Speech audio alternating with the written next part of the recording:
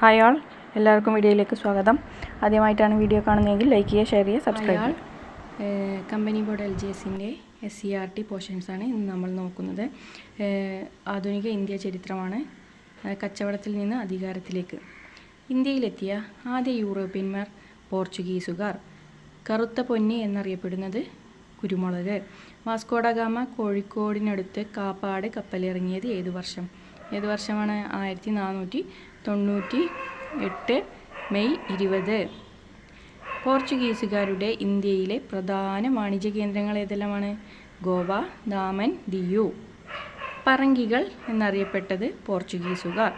കോട്ടപ്പുറം കോട്ട, Thrissur cent Angelo കോട്ട എന്നിവ നിർമ്മിച്ചത് ആരാണ്? പോർച്ചുഗീസുകാർ. യൂറോപ്യന്മാരെന്ന് പറയും. പൈനാപ്പിൾ, പേരക്ക, പപ്പായ, കശുവണ്ടി, വറ്റൽമുളക്, പുകയില എന്നിവ കേരളത്തിൽ ആദ്യമായി കൊണ്ടുവന്നത് ആരാണ്? പോർച്ചുഗീസുകാർ. കേരളത്തിൽ അച്ചടി യന്ത്രത്തിൻ്റെ പ്രചാരത്തിനിടയാക്കിയത് ചവിട്ടുനാടകം എന്ന കലാരൂപത്തിൻ്റെ വികാസത്തിനു കാരണമായി. ആരാണത്? പോർച്ചുഗീസുകാർ. സാമൂതിരിയുടെ നാവികപ്പടയുടെ തലവന്മാർ ആരാണ്? കുഞ്ഞാലി മരക്കാർ. ഡച്ചുകാരുടെ പ്രധാന വാണിജ്യ കേന്ദ്രങ്ങൾ കൊച്ചി, കൊല്ലം. കേരളത്തിലെ ഔഷധ സസ്യങ്ങളെക്കുറിച്ചുള്ള ഓർത്തൂസ് മലബാറിക്കസ് എന്ന പുസ്തകം എഴുതി തയ്യാറാക്കിയതാരാണ്? Van Rheede. വാൻ റീഡിനെ സഹായിച്ച മലയാളിയാണ് ഇട്ടി അച്യുതൻ വൈദ്യർ. ആരാണ് വാൻ റീഡിനെ സഹായിച്ചത്? ഇട്ടി അച്യുതൻ വൈദ്യർ. ലന്തക്കർ എന്നറിയപ്പെടുന്നത് ആരാണ്? ഡച്ചുകാർ. ലണ്ടനിൽ ഇംഗ്ലീഷ് ഈസ്റ്റ് ഇന്ത്യ കമ്പനി രൂപീകരിച്ച വർഷമാണ് 1600. ഇന്ത്യ, ചൈന തുടങ്ങിയ രാജ്യങ്ങളുമായുള്ള കച്ചവടത്തിനായി. ആര് രൂപീകരിച്ചത്? 1600. വർഷം 1600. ഇതൊക്കെ ഇമ്പോർട്ടൻ്റ് ആണ്. ഇംഗ്ലീഷ് ഈസ്റ്റ് ഇന്ത്യ കമ്പനിയുടെ ഇന്ത്യയിലെ ആദ്യത്തെ വാണിജ്യ കേന്ദ്രമാണ് ഏത്? Surat, Gujarat. French East India company രൂപീകരിച്ച വർഷമാണ് 1664. പോണ്ടിച്ചേരി നിന്ന് എവിടെ വരെയാണ്? മാഹി വരെ. ഫ്രഞ്ചുകാരുടെ പ്രധാന കച്ചവട കേന്ദ്രങ്ങൾ ഏതൊക്കെയാണ്? പോണ്ടിച്ചേരി, മാഹി, കാരക്കൽ. അത് നമുക്ക് ഷോർട്ടായിട്ട് എങ്ങനെ പഠിക്കാം? പോണ്ടിച്ചേരി നിന്ന് മാഹി, കാരക്കൽ വഴി. ഒരു ഷോർട്ട് നോട്ടാണ്. ഫ്രഞ്ചുകാരുടെ പ്രധാന കച്ചവട കേന്ദ്രങ്ങൾ പോണ്ടിച്ചേരി, മാഹി, കാരക്കൽ നമ്മൾ വായിച്ചു. ഫ്രഞ്ചുകാരുടെ ഇന്ത്യയിലെ ആസ്ഥാനം എവിടെയായിരുന്നു? പോണ്ടിച്ചേരി. ഇംഗ്ലീഷുകാരും ഫ്രഞ്ചുകാരും തമ്മിൽ ഇന്ത്യയിൽ നടന്ന യുദ്ധങ്ങളാണ് കർണാട്ടിക് യുദ്ധങ്ങൾ. ബ്രിട്ടീഷ് ഫ്രഞ്ചുകാരെ പരാജയപ്പെടുത്തിയ യുദ്ധമാണ് ഏത്? കർണാട്ടിക് യുദ്ധം.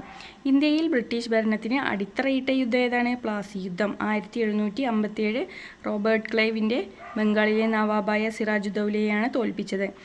ഇന്ത്യയിലെ ബ്രിട്ടീഷ് ഭരണത്തിന് അടിത്തറയിട്ട യുദ്ധം ഏതാണ്? പ്ലാസി യുദ്ധം. 1757. വർഷങ്ങളൊക്കെ ഇമ്പോർട്ടൻ്റ് ആണ്. 1757 റോബർട്ട് ക്ലൈവാണ് ബംഗാളിലെ നവാബായ സിറാജുദ്ദൗലയെ തോൽപ്പിച്ചത്. അപ്പോൾ പോർഷൻസാണ്. ബംഗാളിൽ പൂർണ്ണമായും ഇംഗ്ലീഷ് ഈസ്റ്റ് ഇന്ത്യ കമ്പനി കീഴിലായ യുദ്ധം ഏതാണ്? ബക്സാർ യുദ്ധം. ബംഗാളിൽ പൂർണ്ണമായും ഇംഗ്ലീഷ് ഈസ്റ്റ് ഇന്ത്യ കമ്പനിയുടെ കീഴിലായിരുന്ന യുദ്ധം ഏതാണ്? ബക്സാർ യുദ്ധം. 1764 ബ്രിട്ടീഷുകാർ ഷാലദൗലയെ തോൽപ്പിച്ചു. റോബർട്ട് ക്ലൈവുമായി രഹസ്യധാരണ ഉണ്ടാക്കിയ സിറാജുദ്ദൗലയുടെ സൈന്യാധിപൻ ആരായിരുന്നു? മിർ ജാഫർ. Robert Clive, Sirajuddaula, Mir Jafar. അങ്ങനെ ഷോർട്ടായിട്ട് പഠിക്കാം നമുക്ക്. ടിപ്പു സുൽത്താൻ മരണം വരിച്ച യുദ്ധം ഏതാണ്? 4ാം മൈസൂർ യുദ്ധം. മൈസൂർ യുദ്ധങ്ങളുടെ ബ്രിട്ടീഷ് ആധിപത്യത്തിലായ പ്രദേശങ്ങളാണ് മലബാർ, കുർഗ്. മലബാർ ബ്രിട്ടീഷുകാർക്ക് ലഭിച്ച ഉടമ്പടി ശ്രീരംഗപട്ടണം ഉടമ്പടി. 3ാം മൈസൂർ യുദ്ധത്തിന് ശേഷം ടിപ്പുവും ബ്രിട്ടീഷുകാരും തമ്മിൽ ഉണ്ടാക്കിയ ഉടമ്പടിയായിരുന്നു അത്. ഇന്ത്യയിലെത്തിയ യൂറോപ്യന്മാർ ക്രമത്തിൽ: പോർച്ചുഗീസുകാർ, ഡച്ചുകാർ, ബ്രിട്ടീഷുകാർ, ഫ്രഞ്ചുകാർ. എങ്ങനെയാണ് ഇന്ത്യയിലെത്തിയ യൂറോപ്യന്മാർ ക്രമത്തിൽ എഴുതാൻ പറഞ്ഞാൽ? പോർച്ചുഗീസുകാർ, ഡച്ചുകാർ, ബ്രിട്ടീഷുകാർ, ഫ്രഞ്ചുകാർ. സൈനിക സഹായ വ്യവസ്ഥ നടപ്പിലാക്കിയത് ആരാണ്? വെല്ലസി പ്രഭു. സൈനിക സഹായ വ്യവസ്ഥ നടപ്പിലാക്കിയത് ആരാണ്? വെല്ലസി പ്രഭു. ദത്താവകാശ നിരോധന നയം നടപ്പിലാക്കിയത് ഡൽഹൌസി പ്രഭു. രണ്ടും അങ്ങോട്ടും മാറരുതേ. സൈനിക സഹായ വ്യവസ്ഥ വഴി ബ്രിട്ടീഷുകാരുമായി യോജിച്ച നാട്ടുരാജ്യങ്ങൾ ഏതൊക്കെയാണ്? ഹൈദരാബാദ്, തഞ്ചാവൂർ, ഇൻഡോർ. സൈനിക സഹായ വ്യവസ്ഥ വഴി ബ്രിട്ടീഷുകാരുമായി യോജിച്ച നാട്ടുരാജ്യങ്ങൾ ഹൈദരാബാദ്, തഞ്ചാവൂർ, ഇൻഡോർ. ദത്താവകാശ നിരോധന നയം നടപ്പിലാക്കിയത് ഡൽഹൌസി പ്രഭു. സൈനിക സഹായ വ്യവസ്ഥ നടപ്പിലാക്കിയത് വെല്ലസി പ്രഭു. ദത്താവകാശ നിരോധന നയത്തിലൂടെ ബ്രിട്ടീഷുകാർ പിടിച്ചെടുത്ത നാട്ടുരാജ്യങ്ങൾ ഏതൊക്കെയാണ്? സത്താം, സംബൽപൂർ, ഉദയ്പൂർ, ഝാൻസി, നാഗ്പൂർ. ദത്താവകാശ നിരോധന നയത്തിലൂടെ ബ്രിട്ടീഷുകാർ പിടിച്ചെടുത്ത നാട്ടുരാജ്യങ്ങൾ സത്താം, സംബൽപൂർ, ഉദയ്പൂർ, ഝാൻസിപൂർ, നാഗ്. അപ്പോൾ നമുക്ക് എങ്ങനെ ഷോർട്ടായിട്ട് പഠിക്കാം? സത്താറിൻ്റെ സമ്പത്ത് ഉദയ ഝാൻസി നഗ്നയാക്കി നാഗ്പൂർ.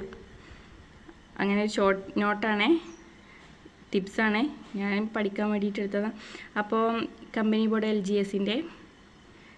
LGS എക്സാമിന് പ്രിപ്പയർ ചെയ്യുന്ന എന്നോടൊപ്പം നിങ്ങളുണ്ടെങ്കിൽ നമുക്ക് ഒരുമിച്ച് പഠിച്ചു മുന്നേറാം.